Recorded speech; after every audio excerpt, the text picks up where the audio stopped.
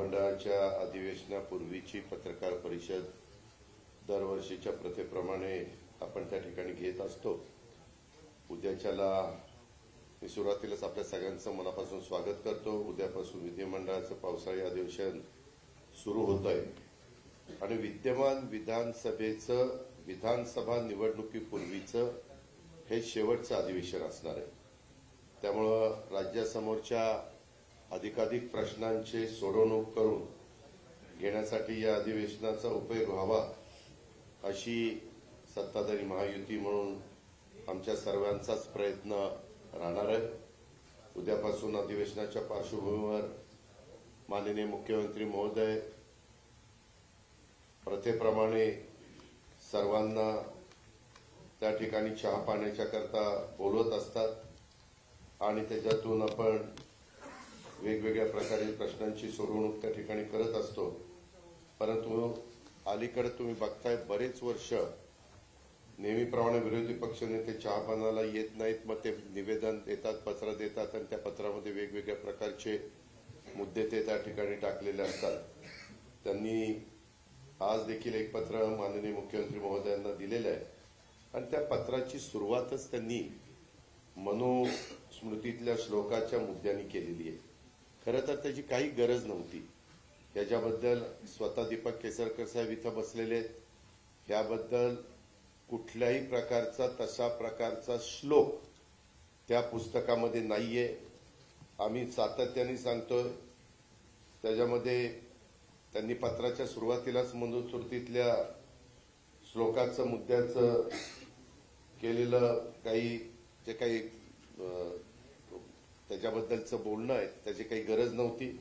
आपल्याला सगळ्यांना माहिती आहे की महाराष्ट्र छत्रपती शिवाजी महाराज, राजर्षी शाहू महाराज, महात्मा ज्योतिराव फुले, डॉक्टर बाबासाहेब आंबेडकरांचं महाराष्ट्र, त्याच्यामुळे मनुस्मृतीवर कसल्याही पद्धतीचा ठरा ह्या महाराष्ट्रामध्ये असू शकत नाही हे माहिती असून सुद्धा जाणीवपूर्वक एक नरेटिव्ह सेट करण्याच्या निमित्तानं विरोधी पक्ष विनाकारण गैरसमज पसरवण्याचा प्रयत्न करतात आणि जाती जातीमध्ये तेढ लावण्याचं राजकारण करतायत।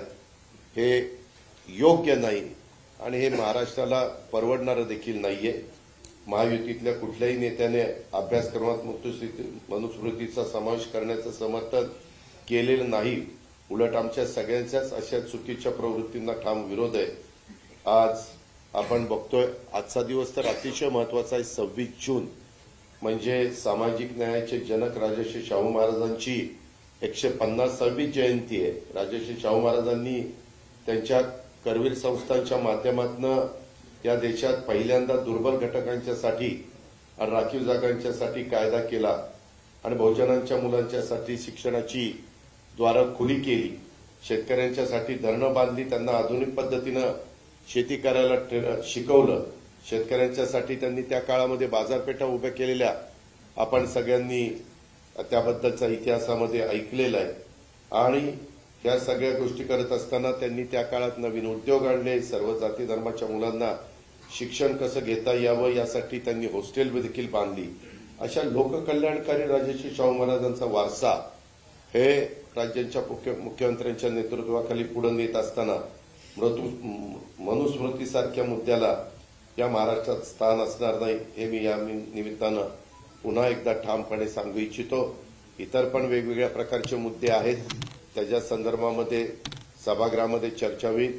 सभागृहामध्ये तुम्ही बघा, मुख्यमंत्र्यांनी जबाबदारी स्वीकारल्यापासून कुठलंही अधिवेशन हे गुंडाळण्यात आलेलं नाही। सभागृह व्यवस्थितपणे सकाळपासून संध्याकाळपर्यंत चालतं। प्रत्येक बिलावर, प्रत्येक लक्षवेधीवर, प्रत्येक जी आयुध नियमाप्रमाणे वापरली जातात त्या आयुधावर चर्चा होती आणि त्याच्या उत्तरातनं समाधान केलं जातं। प्रत्येकाचं उत्तर राज्य सरकारकडे आहे, त्यामुळं असं कोणी विरोधी पक्षांनी समजण्याचं कारण नाही। वेगवेगळ्या प्रकारच्या बातम्या त्यांना काय द्यायच्या, त्यांनी काय बोलायचं होतं, त्यांचा लोकशाहीमध्ये अधिकार आहे, परंतु राज्य सरकार प्रत्येक उत्तर द्यायला समर्थ आहे। त्याबद्दल कुणी मनामध्ये तिळमात्र शंका आणण्याचं कारण नाही आणि उद्यापासून सुरू होणाऱ्या अधिवेशनामध्ये सतत सगळेजण हजर राहून त्या जे काही वेगवेगळ्या प्रकारचे प्रश्न तिथे निर्माण होतील किंवा राज्य सरकारला उद्याच्या काळामध्ये अर्थसंकल्प उद्याचा पहिला दिवस आहे, पण 28ला अर्थसंकल्प सादर होणार आहे. त्या अर्थसंकल्पामध्ये देखील राज्याच्या एकनाथरावांच्या नेतृत्वाखाली ज्या पद्धतीनं आम्ही पुढे जायचं ठरवलेलं आहे त्याच्याबद्दल पण सर्व काही अर्थसंकल्पामध्ये पण सांगितलं जाईल आणि इतर देखील आयुध वापरून जर काही प्रश्न निर्माण केले गेले तर त्यालाही समर्पकपणे उत्तरं दिली जातील याबद्दलची खात्री मी या पत्रकार परिषदेच्या निमित्तानं आपल्याला पण आणि आपल्यामार्फत राज्यातल्या जनतेला पण देतो. पुन्हा एकदा आपलं स्वागत करतो. धन्यवाद.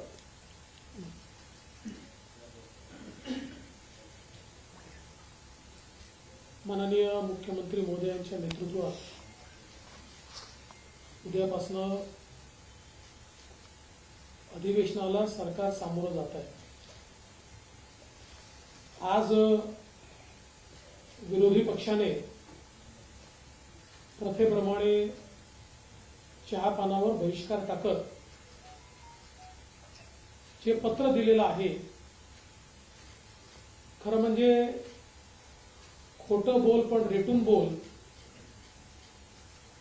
खोटे नरेटिव्ह तयार करून एखाद्या निवडणुकीमध्ये थोडी मतं मिळाल्यानंतर आता खोटंच बोलायचं अशा प्रकारच्या मानसिकतेमध्ये विरोधी पक्ष गेलाय असं या ठिकाणी मला वाटतं. किंबहुना त्यांनी दिलेलं पत्र याचा एका वाक्यात जर उल्लेख करायचा असेल तर त्यांनी आरशात आपला चेहरा पाहिला पाहिजे अशा प्रकारचे पत्र आहे. कारण त्यांनी मी सगळ्या गोष्टी सांगणार नाही, मुख्यमंत्री बोलणार आहेत, पण त्यांनी काय सांगितलं, विदर्भातले सिंचनाचे प्रकल्प मार्गी लावण्यात आलेलं अपयश. आता हे कोणाला होतं अपयश?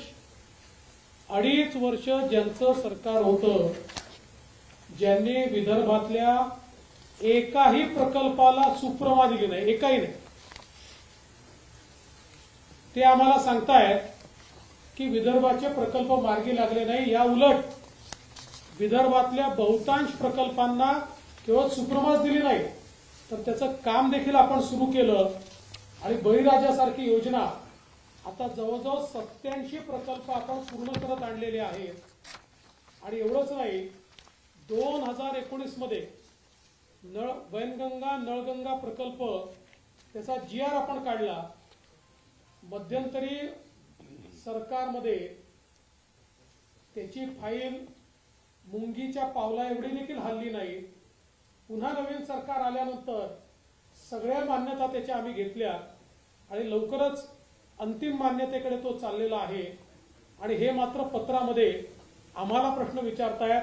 त्यामुळे दोन्ही विरोधी पक्ष नेते आणि त्या पत्रावर उद्धवजींची पण सही आहे, नाना पटोलेंची पण सही आहे. त्यांनी स्वतःला प्रश्न विचारला पाहिजे की त्यांच्या काळात विदर्भातल्या एकाही प्रकल्पाला का मान्यता मिळाली नाही, वैनगंगा नळगंगा प्रकल्पाला का मान्यता मिळाली नाही. दुसरं, वैधानिक विकास मंडळ त्यांनी लॅप्स केलं. नवीन सरकार आल्यानंतर आम्ही त्याचा ठराव करून केंद्राला पाठवला आणि ते आम्हाला विचारतायत वैधानिक विकास मंडळ का नाही. पहिल्यांदा त्यांनी स्वतःला विचारलं पाहिजे की त्यांनी का लॅप्स केलं. एवढंच नाही तर मराठवाडा वॉटर ग्रीडच्या संदर्भात त्यांच्या पत्रामध्ये प्रश्न आहे. मराठवाडा वॉटर ग्रीड आम्ही सुरू केली होती, ती वॉटर ग्रीड बंद करण्याचं काम हे महाविकास आघाडीच्या सरकारमध्ये झालं आणि आता ते आम्हाला विचारतायत की वॉटर ग्रीडचं काय झालं. आम्ही तर वॉटर ग्रीडचा प्रस्ताव केंद्र सरकारकडे दाखल केला आहे आणि त्यांना विनंती केली आहे की हर घर जल योजनेमध्ये हा वॉटर ग्रीडचा प्रस्ताव समावेश करा आणि त्याचा पाठपुरावा देखील आमचा चाललेला आहे. आपण जर बघितलं तर पेपर फुटीच्या संदर्भात ते बोलताय. सर्वात जास्त पेपर फूट उद्धव ठाकरेजी मुख्यमंत्री असताना झाली आहे. जवळजवळ सगळ्याच परीक्षांमध्ये टीईटी म्हणजे परीक्षांची नावं घ्या आणि कशा प्रकारची झाली हे आपण सगळ्यांनी बघितलेलं आहे आणि ते आम्हाला प्रश्न विचारतायत. पण निश्चितपणे त्या संदर्भात आम्ही इतक्या मोठ्या प्रमाणात परीक्षा घेतल्या त्याचा सगळा रिपोर्ट कार्ड या अधिवेशनामध्ये निश्चितपणे आम्ही त्या ठिकाणी मांडणार आहोत. त्याच्यात ते गुंतवणूकदारांनी महाराष्ट्राकडे पाठ फिरवल्याचं सांगतायत, तेव्हा हे विसरतायत की त्यांच्या काळामध्ये 3ऱ्या-4थ्या नंबरवर गेलेला महाराष्ट्र मुख्यमंत्री एकनाथराव शिंदेजींच्या नेतृत्वात दोन्ही वर्षी नंबर 1 वर आलेला आहे. आणि ते आम्हाला प्रश्न विचारतायत, हे किती आश्चर्य आहे. आणि सगळ्यात महत्वाचं तर वित्तीय केंद्र गुजरातला गेलं. खरंय गेलं. कधी गेलं? 2012 साली गेलं. मुख्यमंत्री कोण होते? काँग्रेसचे. प्रधानमंत्री कोण होते? काँग्रेसचे. आणि ते आज विचारतात की वित्तीय केंद्र हे गुजरातमध्ये कसं गेलं. एवढंच नाही तर अनेक गोष्टी याच्यामध्ये आहेत. सगळ्या गोष्टींचा उहापोह मी करणार नाही, पण मला असं वाटतं की खोटे नरेटिव्ह तयार करण्याची एक फॅक्टरी ही जी यांनी उघडली आहे, या फॅक्टरीचा पर्दाफाश या अधिवेशनामध्ये आम्ही निश्चितपणे करू. विशेषतः गँगस्टर उभे राहिले आहेत आणि ड्रग्सच्या संदर्भात मोठा हो-हल्ला करण्याचं काम चाललेलं आहे. त्यावेळी हे विसरतात 100 कोटी रुपयाच्या संदर्भात आम्ही नाही, माननीय उच्च न्यायालयाने यांच्या गृहमंत्र्यांच्या विरुद्ध एफआयआर करून त्यांना अरेस्ट केली. सरकार त्यांचं होतं, आम्ही नाही केलं. त्यांच्या गृहमंत्र्यांच्या विरुद्ध माननीय उच्च न्यायालयाचे तेव्हाचे मुख्य न्यायाधीश यांच्या खंडपीठाने यांच्यावर एफआयआर दाखल करा म्हणून सांगितलं. आणि आज ड्रग्सच्या विरुद्ध आम्ही लढाई सुरू केली आहे, संपूर्ण देशामध्ये सुरू केली आहे. आणि त्यामुळे हे जे काही साठे आज सापडतायत, मोठ्या प्रमाणात जी कारवाई होते ती कारवाई आपल्याला पाहायला मिळते. ही कारवाई अशी सुरू राहणार आहे. आणि एवढंच नाही तर ज्या वेळी म्हणजे पुण्यातली घटना घडलेली दुर्दैवी होती पोर्शेची, पण त्यामध्येही कोणालाही स्पेअर न करता राज्य सरकारने अतिशय कडक भूमिका ठेवली आहे. त्यामुळे निश्चितपणे कायदा सुव्यवस्था असो किंवा zero tolerance policy toward drugs असो, हे सरकार या ठिकाणी करतच राहणार आहे. आणि म्हणून निश्चितपणे विरोधी पक्षाने जे काही प्रश्न या ठिकाणी उपस्थित केले आहेत, ते म्हणतात 10 वर्षात हमीभाव वाढला आणि आता माझ्याकडे चार्ट आहे, त्यांच्या काळात काय होतं आणि या काळात काय आणि किती वेळा तो वाढलाय. पण आता मी आपला वेळ घेत नाही, कारण हे उत्तर आम्ही आता त्यांना विधानसभेमध्ये निश्चितपणे त्या ठिकाणी देऊ. तर म्हणजे अनेक विषय हे विरोधी पक्षांनी या ठिकाणी मांडण्याचा प्रयत्न केलाय. पण जसं मी सांगितलं, ते जितके वेळा बोट आमच्याकडे एक उगारतात, 4 बोटं त्यांच्याचकडे निघतात. कारण त्यांची अकर्मण्यता, त्यांचा भ्रष्टाचार. म्हणजे आता या पत्रामध्ये ते 40% सरकार म्हणतायत. बॉडी बॅगचा घोटाळा कोणी केला? माझा सवाल आहे. अरे प्रेताच्या टाळूवरचं लोणी खाणं कशाला म्हणतात? ते कोविडचे घोटाळे, खिचडीचे घोटाळे, हे सरकार विसरलेलं, हे विरोधी पक्ष विसरलेला दिसतोय. सगळं काढणार आम्ही, सगळी उत्तरं देणार. आमची चर्चेची तयारी आहे. विरोधी पक्षांनी चर्चा करावी. विरोधी पक्ष केवळ या ठिकाणी हंगामा करायचा आणि मीडियात जाऊन बोलायचं. मीडियामध्ये बोलण्यापेक्षा त्यांनी सभागृहात बोलावं, आम्ही त्याला उत्तरं देऊ. आम्ही शेतकऱ्यांकरता काय केलं, त्यांनी काय केलं, याची उत्तरं आम्ही देऊ. पुढे काय करणार आहोत याची उत्तरं आम्ही देऊ. त्यामुळे मला असं वाटतं की सत्ता पक्ष पूर्ण तयारीमध्ये आहे आणि सगळ्या प्रश्नांची उत्तरं ही या ठिकाणी आम्ही निश्चितपणे देऊ. मला विश्वास आहे की आमच्या मुख्यमंत्र्यांच्या नेतृत्वामध्ये एक अतिशय चांगला अर्थसंकल्प आमचे अर्थमंत्री आणि उपमुख्यमंत्री मांडतील आणि महाराष्ट्राला पुन्हा एकदा विकासाकडे, प्रगतीकडे नेण्याचा जो प्रयत्न आम्ही सुरू केला आहे, त्या प्रयत्नाला बळ देणारं हे अधिवेशन ठरेल. हा विश्वास मला आहे. मी पुन्हा एकदा माननीय आपल्या सर्वांचं स्वागत करत माननीय मुख्यमंत्र्यांना विनंती करतो की माननीय मुख्यमंत्री महोदयांनी आपल्याला संबोधित करावं.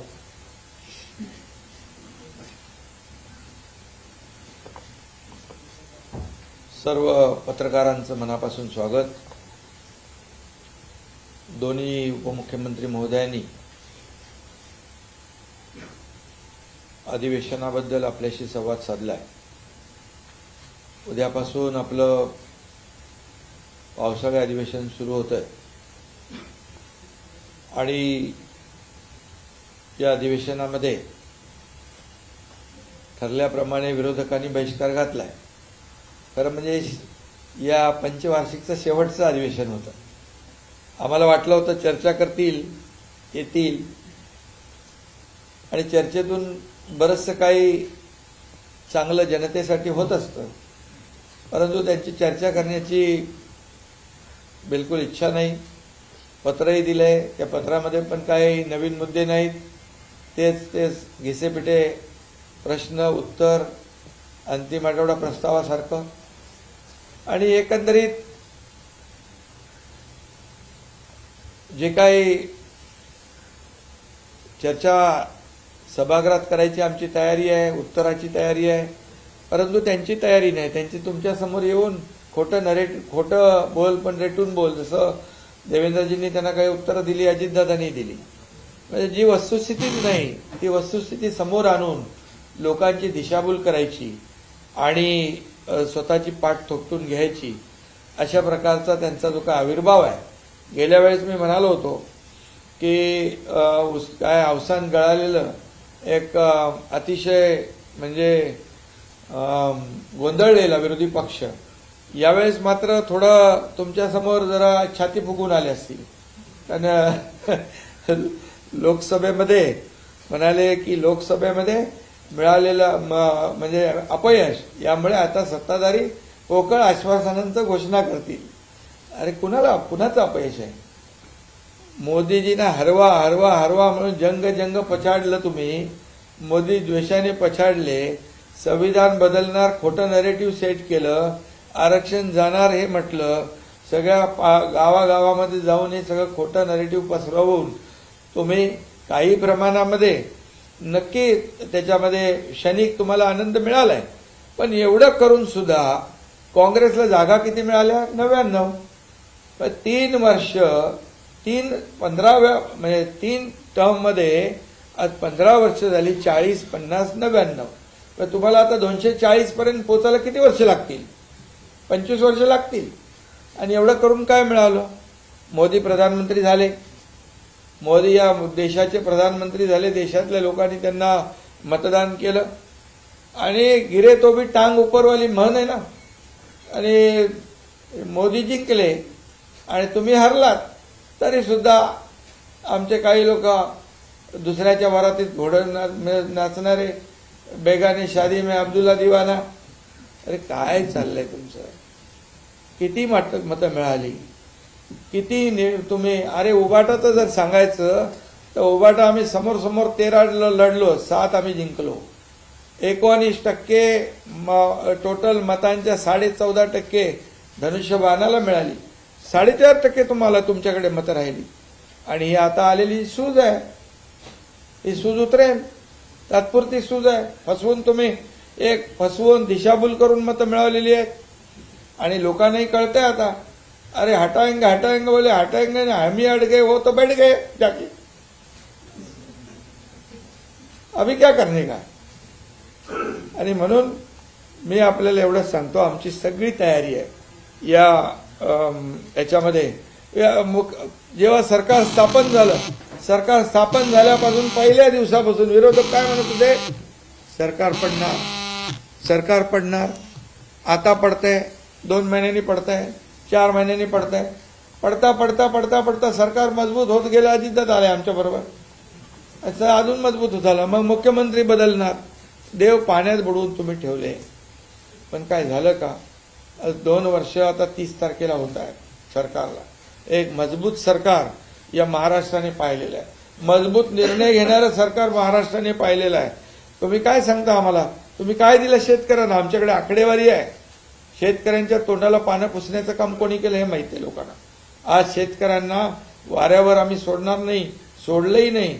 आज शेतकऱ्यांच्या बद्दल जे काय भाष्य केलं जातं, एनडीआरएफचे आम्ही निकष बदलले, डबल केले, 2 हेक्टरचे 3 हेक्टर केले.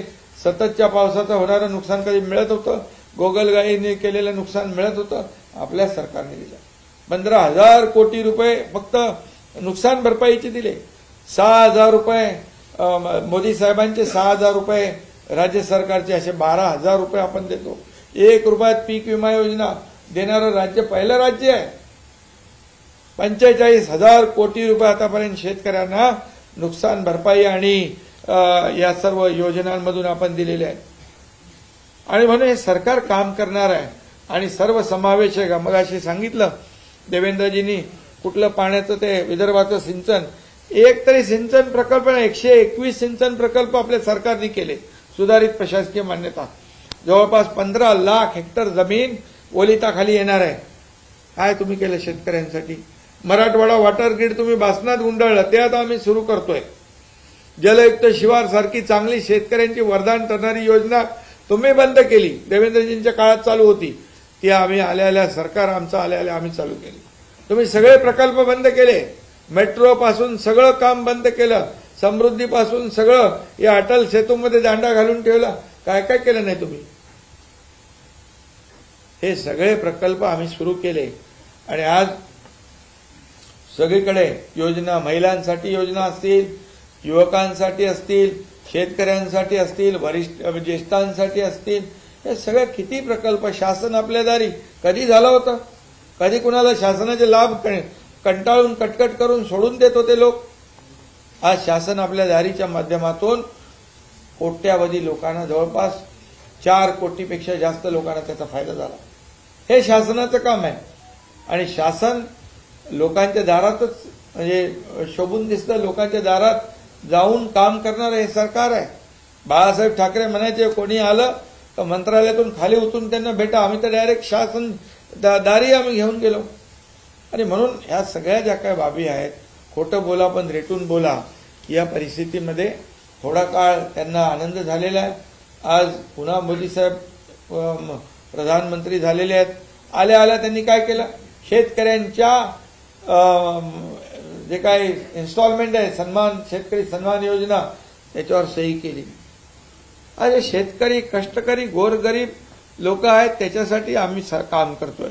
आणि यामध्ये तुम्हाला मी एवढंच सांगतो की खोटी आकडेवारी देऊन तुम्हाला क्षणिक आनंद घेता येईल, परंतु लोकांना फसवता येणार नाही. गेल्या 2 वर्षाच्या कामगिरीवर आता उद्या आमचा अर्थसंकल्प आहे. अर्थमंत्री इथे बसलेले आहेत आणि आम्ही खोट्या अफवांचा पाऊस पडणारे लोक नाही. आम्ही जे बोललोय ते दिलेलं आहे, तपासून घ्या. आणि उद्या देखील उद्याच्या अर्थसंकल्पातून काय काय निघेल ते जनतेच्या हिताचंच निघेल, शेतकऱ्यांच्या हिताचंच निघेल, माता भगिनींच्या हिताचं निघेल, तरुण बेरोजगार लोकांच्या हिताचं निघेल, ज्येष्ठांच्या हिताचं निघेल, सगळ्यांच्या हिताचंच. हे सर्व समावेशक, हे सर्वसामान्यांचं सरकार आहे. आणि आज तुम्ही खोटे आरोप करता. उद्योग पळाले, त्याच्यावर तुम्ही तर बोललात, उद्योग पळाले. अरे आज या महाराष्ट्रामध्ये जवळपास 1,37,00,000 कोटीची पहिली गुंतवणूक झाली, नंतर 5 लाख कोटीची इन्व्हेस्टमेंट झाली. महाराष्ट्र आता इंडस्ट्री फ्रेंडली स्टेट झालेला आहे आणि म्हणून येणाऱ्या सर्व गुंतवणुका ज्या आहेत या महाराष्ट्रामध्ये येत आहेत. महाराष्ट्रामध्ये पोटेन्शियल आहे, चांगलं इन्फ्रास्ट्रक्चर आहे, कनेक्टिव्हिटी आहे, स्किल मॅनपॉवर आहे. आणि तुम्ही काय केलं? तुम्ही माणूस आला की सगळं चर्चा झाल्यानंतर शेवटी आमचं काय? आम्ही ते विचारत नाही. तुम्हाला काय मदत पाहिजे सांगा, आम्ही रेड कार्पेट देतो, आम्ही सबसिडी देतो, सिंगल विंडो क्लिअरन्स आम्ही देतो. म्हणून तर मोठ्या प्रमाणात केसरकर इकडे आहेत. 4 लाख लोकांना जर्मनीमध्ये रोजगार देण्याचा एमओयू साईन झालेला आहे. आज लोडाच्या स्किल डेव्हलपमेंट याच्यामधून, डिपार्टमेंटमधून लाखो लोकांना नोकरी मिळाली.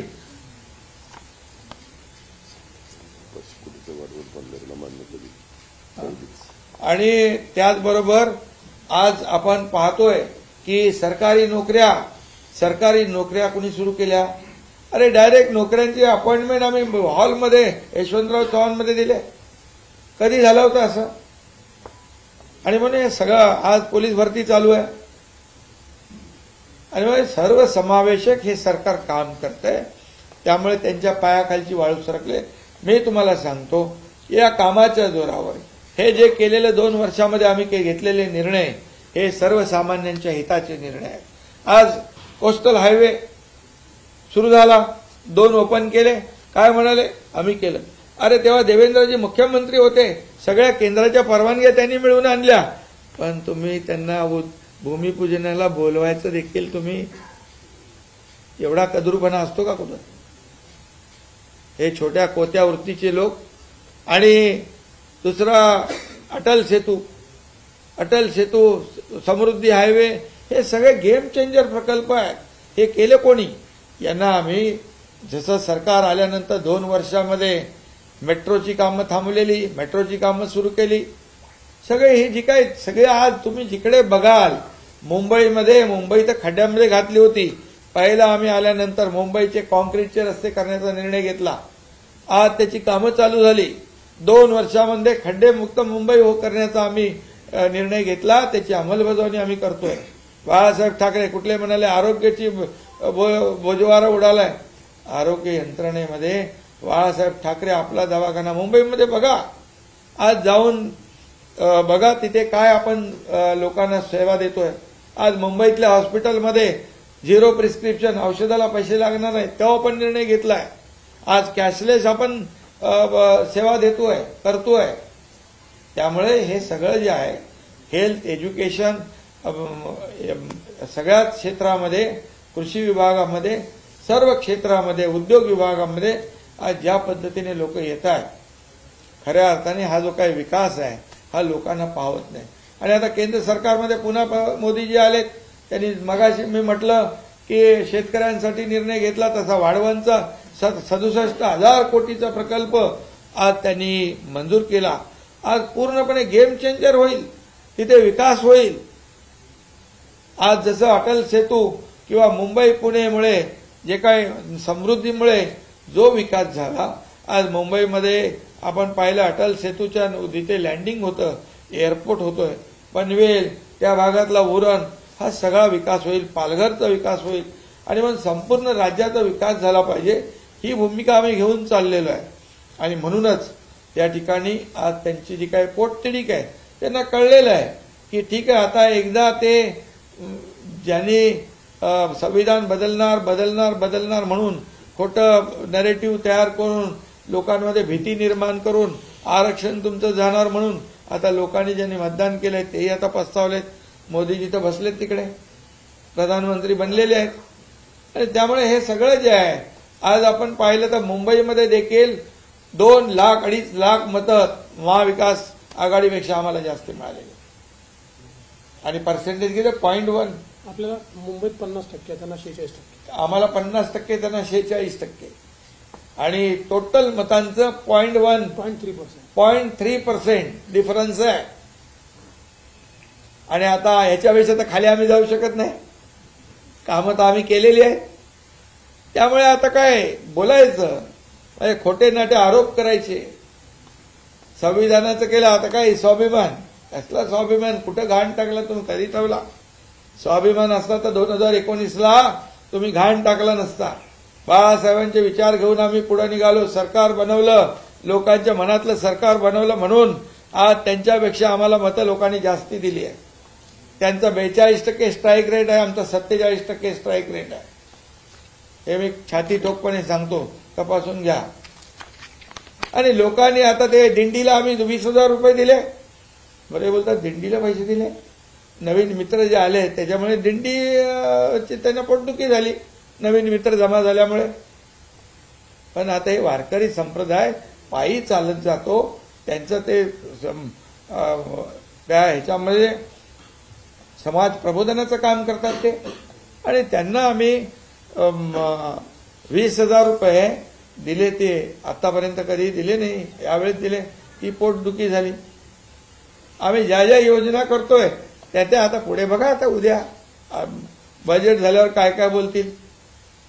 त्यामुळे आम्ही तुम्हाला सांगतो, गेले 2 वर्षामध्ये केलेलं जे काम आहे त्या कामाच्या जोरावर आणि आता येणाऱ्या अर्थसंकल्पामध्ये देखील आम्ही लोकांच्या हिताचे निर्णय घेणार आहोत. आणि घरी बसलेल्या लोकांना लोक मतदान नाही करत, फील्डवर उतरून काम करणाऱ्या लोकांनाच मतदान करतात. हे लोकसभेची निवडणूक ही आता त्यांनाही कळलेली आहे, एकदाच होतं, परत परत होत नाही. आणि आता होईल, हे कामाच्या जोरावर होईल. आणि या राज्यामध्ये मी आपल्याला एवढंच सांगतो की जनता जनार्दन, काही लोक काय म्हणाले, कुठे निरोप द्यायचा सभा, काय निरोपाचं अधिवेशन आहे, तर निरोप द्यायला तर यायला पाहिजे का नाही सभागृहात, का फेसबुक लाईव्हवर निरोप संभाळला. आणि निरोप काय, निरोप द्यायचा का घ्यायचा हे जनता ठरवत असते, हे जनता जनार्दनाच्या हातात असतं. त्यामुळे जनतेची सेवा आम्ही केलेली आहे. आम्ही रस्त्यावरची माणसं आहोत, आम्ही रस्त्यावरचे कार्यकर्ते आहोत, जमिनीशी जुडलेले कार्यकर्ते आहोत. आणि म्हणून जेव्हा आपत्ती येते तेव्हा शेतकऱ्यांच्या शेतात आम्ही जातो, जिथे कुठे आपत्ती येते तिथे जातो, महापुरात जातो, घरात नाही बसत. त्यामुळे लोकांना माहीत आहे काम करणारं सरकार कोण आहे आणि फक्त खोटे आरोप करणारं सरकार कोण आहे. त्यामुळे आमची अधिवेशनामध्ये आमची तयारी आहे. हे शेवटचं अधिवेशन आहे या टर्मचं. लोकांचे प्रश्न सुटले पाहिजे, लोकांनी चर्चेमध्ये भाग घेतला पाहिजे, राज्याचे प्रश्न मांडले पाहिजे, आपल्या मतदारसंघातले प्रश्न मांडले पाहिजे, त्याला न्याय मिळवून घेतला पाहिजे, ही आमची तयारी आहे. आणि त्यामुळे विरोधकांनी, ठीक आहे सरकार चुकत असेल तिथे ठीक आहे, परंतु सरकार विरोधाला केवळ विरोध करणं हे विरोधी पक्षाचं जे काय काम आहे ते त्यांनी आम्हाला वाटलं की या शेवटच्या अधिवेशनामध्ये ते थोडं आपापल्या मतदारसंघातली कामं, त्याची चर्चा, काही महत्वाचे विषय घेतील.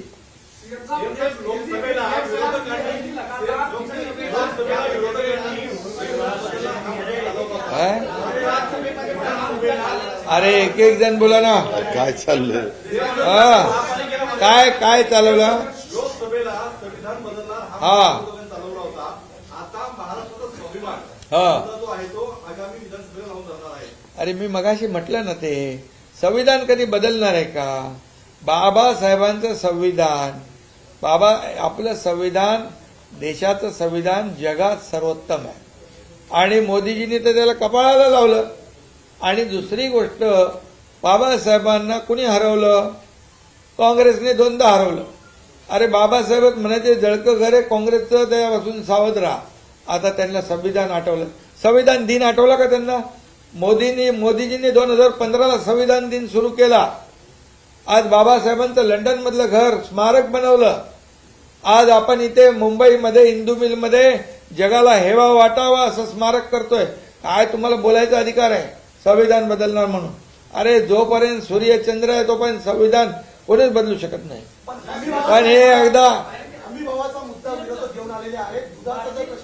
अरे ते दुधाचा वगैरे त्यांनी काय दिलंय, आम्ही निर्णय घेतलाय. कालच्या बैठकीतच आम्ही निर्णय घेतलाय. शेतकऱ्यांसाठी खरीपाच्या बैठकीमध्ये अनेक निर्णय आम्ही घेतलेत आणि ते तुम्हाला कळते. अरे दूध उत्पादन 5 रुपये देतो ना आपण. त्याबद्दलचं उत्तर मी सभागृहात देईन, काळजी करू नका. एक घटना मत आहे की आपण पाहिलं की काँग्रेस आणि उभा पक्षाला पडताना विधानसभेमध्ये पण हा ट्रेंड चालेल असं बोललं जातं. यासाठी तुम्ही काय करणार. अरे बाबा, 1 लोकसभा म्हणजे 6 विधानसभा. आता 6 विधानसभेतली एकत्र मतं आली. ही विधानसभेमध्ये एकीकडे 40,000 50,000, दुसरीकडे 3 लाख मतं आहेत. आणि आता सगळे जागृत झालेले आहेत. एवढं करून पण मिळवलं काय, किती पर्सेंटेज आपल्यापेक्षा जास्ती मतं मिळवली, तर त्याचा अभ्यास करा.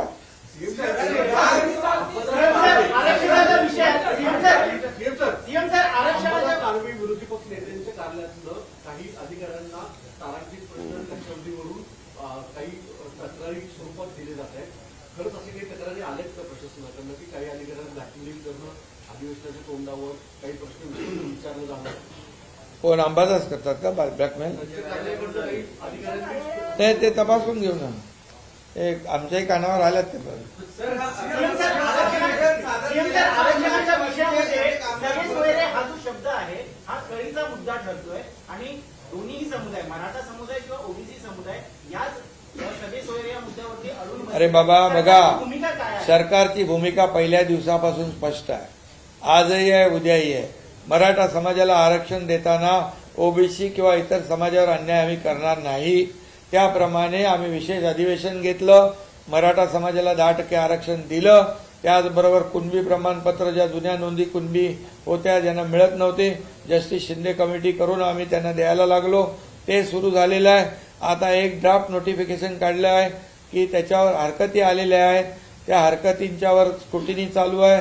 त्याचबरोबर सर्वपक्षीय बैठक आपण आयोजित केलेली आहे आणि त्या बैठकीमध्ये सारासार विचार करून सर्वांची मतं घेऊन निर्णय घेऊ.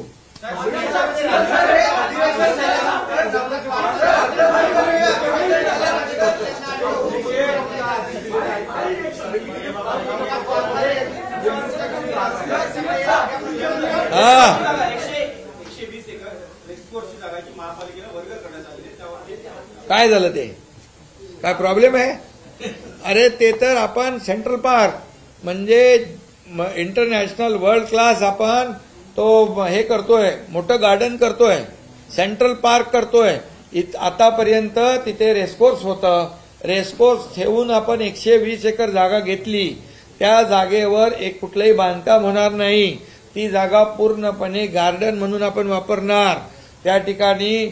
आणि दुसरी गोष्ट, आपलं जे कोस्टलचं गार्डन होणार आहे ते 200 म्हणजे 180 एकर आणि हे 120 एकर खालून आपण सबवे करून हे गार्डन एक करणार. 300 एकरचा सेंट्रल पार्क मुंबईत होणार. 300 एकर. तुम्ही विचार करा, ही हिंमत कुणी दाखवली? आपल्या सरकारने.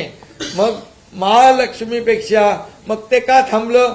एकदा सुरुवात केली होती मागच्या सरकारमध्ये, मग कुठं अडकलं? कोण त्यांना भेटलं?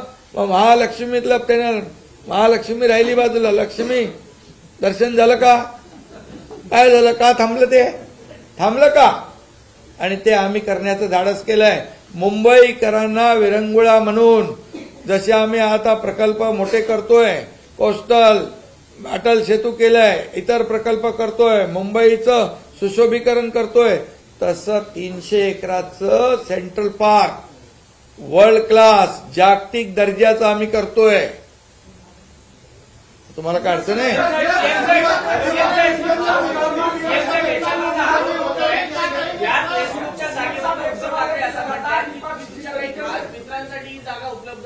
कुठे? उद्धव ठाकरे असा आरोप करतात. कशामध्ये? कुठल्या गार्डन मध्ये पळा? रेसकोर्सच्या जागेवर. अरे रेसकोर्सवर बांधकामच नाही होणार आहे. तेच गार्डन. गार्डन मध्ये खेळायला काय? आमचे मित्र 120. अरे 100 त्यांच्या मित्राने पण बोलू. 120 एकर म्हणजे 300 एकराचं गार्डन मुंबईमध्ये होतंय. पत्रकार मित्रांनो, तुम्हाला याची नोंद घ्या. 300 एकरचं गार्डन सेंट्रल पार्क या मुंबईत होतंय. एक मोठा ऑक्सिजन पार्क आहे. आम्ही डीप क्लीन ड्राईव्ह सुरू केलं. पोल्युशन खाली आलं, रस्ते साफ झाले. खड्डे आहेत का आता?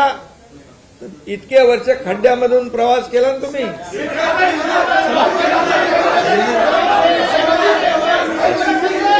चलो, धन्यवाद.